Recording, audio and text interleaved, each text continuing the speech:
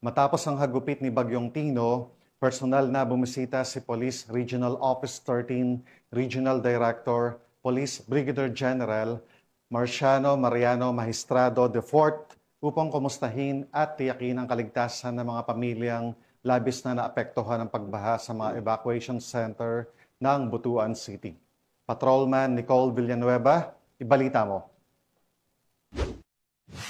Personal na binisita ni Police Brigadier General Marcial Mariano P. Maestrado IV, Regional Director ng Police Regional Office 13, ang mga evacuation center sa Barangay Agusan, Pequeño at Barangay Pang noong Martes, Nobyembre 4, 2025 upang tiyakin ang kaligtasan at seguridad ng mga pamilyang naapektuhan sa pagbaha dulot ng Bagyong Tino. Layunin ng pagbisita na silipin ng kalagayan ng mga evacuees at bantayan ng mga ipinatutupad na mga hakbang pangseguridad ng kapulisan sa pakikipag-ugnayan sa mga iba't ibang ahensya ng pamahalaan. Tiniyak din ng Police Regional Office 13 Chief ang patuloy na suporta ng pulisya sa mga relief operations at mga pagbibigay ng seguridad sa mga apektadong lugar hanggat hindi pa nakakabalik ang mga evacuees sa kanilang mga tahanan. Sa Barangay Agusan, Pequeño pa lamang nasa 96 na pamilya ang pansamantalang nanunuluyan sa itinalagang evacuation centers. Isinagawa rin ang mga preventive evacuation sa iba't ibang flood-prone areas ng lungsod upang matiyak ang kaligtasan ng mga residente. Patuloy naman nanawagan ng Police Regional Office 13 sa publiko na manatiling mapagmatsyag, sundin ang mga paalala ng lokal na pamahalaan at makipagtulungan sa mga otoridad upang matiyak ang kaligtasan ng lahat, lalo na sa mga panahon ng sakuna.